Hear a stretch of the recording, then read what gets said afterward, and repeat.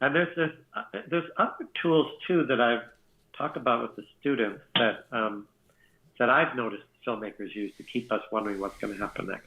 And sometimes you can sustain a whole movie with them. Sometimes you really can't. You need the help of other tools. But something like what Frank Daniel used to call advertising. I don't like that term. I use telegraphing. It's essentially telling the audience literally where the film is going. Because a drama, unlike a novel, usually they happen in the past. You've got a narrator that tells you what happened. Drama, since Greek times, was something that was about to happen right in front of you. Okay, they've been written in the present tense. They're instructions for actors and set people about what to do for something you're going to create right in front of you, of the audience. And so it's particularly important to keep the audience attention into the future, anticipating. And so you can have something called an appointment. You've seen it used in movies. I'll meet you at Jerry's Juiceteria at 5 o'clock. And then because film is selective, you don't just turn the camera on and run it. You cut to different places. When you arrive at Jerry's Juiceteria, you're not confused about that. You don't know. You know why you're there.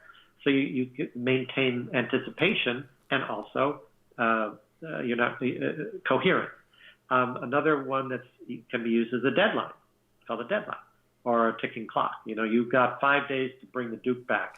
By midnight Friday, or I'm cooked. You do that, and it's done in Toy Story. I mean, from the get-go, these guys knew what they were doing. The original one, it's the move is in a week, right? So we know that we have 1 week that this story is going to take place in a week, and that helps us because we've all, I think, had the experience of being in a movie where you thought it was over, and then it just keeps going. And it keeps going. And it keeps going. That would be the end of Lords of the Rings. They had like 8 endings, and we're just like, "Are you kidding me, Peter? Come on, let's move on." Right. Yeah, I remember I had a friend. A bunch of us, like we're teenagers, went to the opening of the first one. To get together in the theater, a bunch of colleagues, and one of them had just before the movie started, he got one of these big gulp waters. I said, "You're not going to make it. There's no intermission." I was right. Anyway, the problem is that the filmmaker hasn't signaled properly when the big moment is, because we do emotionally save ourselves for these big moments. And so a deadline can help with that you put a framework around it. The one that example I like to give is, what is that, American Beauty, where it starts out with a guy saying, "In a year I'll be dead." Right. There's a deadline for you. So what it does is it lets the audience relax and not wonder where this is going. You don't want the audience wondering where it's going. You want them to be anticipating. So if you tell them where it's going, okay, let's get there. Yeah. And that's what it's like. So American Beauty is a great example. I love doing this with movies. I did it with my last movie I directed, where I show a scene that's far from inside the movie, closer to the end at the very beginning, to let everybody know, oh hell, this is we're in for a treat. And you're waiting for either there's a meltdown or a murder or something happens, and it's not a surprise that there's a murder. We all know that someone's going to get killed, but who did it? And when are we going to get to that point? And now you're on the ride with them. So I love that technique. We just did Sunset Boulevard with my students. It's a great, the player. I mean, if you remember the player, there's so many of those. That technique is so powerful. If you do it properly, you show that little bit of information at the beginning. You're like, what do you mean someone's gonna die? And then you're in. So now you're completely connected to these characters. You're like, when am I gonna see the tiger come out? This is basically where we've been informed that the tiger is there. And he killed somebody, and we're like, "Where is the tiger? When is this? When is the hammer going to drop?" And I love that. I love speaking of suspense, because again, I'm a huge Hitchcock fan, and I've never heard anyone explain suspense better than Hitchcock, which is the bomb underneath the table. Right. Can you tell that story? Oh yeah, that's the idea. Is that you can sustain suspense longer than surprise.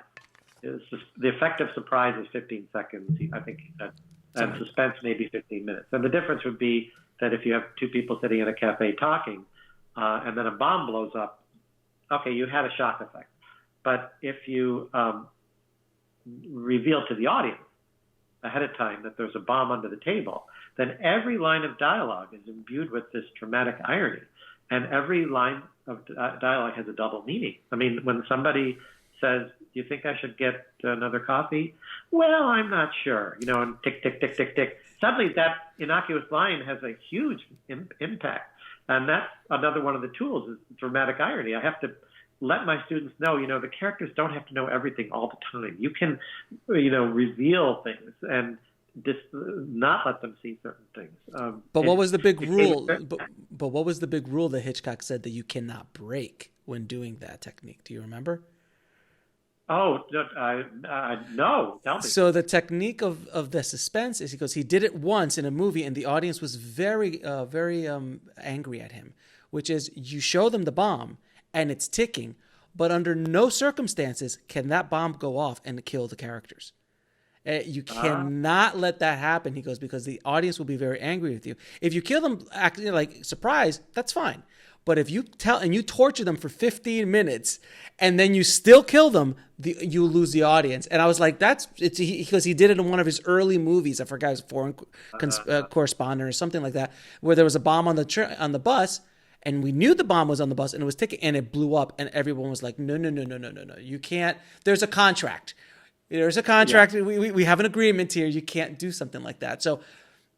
That's a rule that I haven't seen broken very often. I mean, in a suspenseful situation, in that specific scenario, you can't blow up the characters. You just can't. Yeah.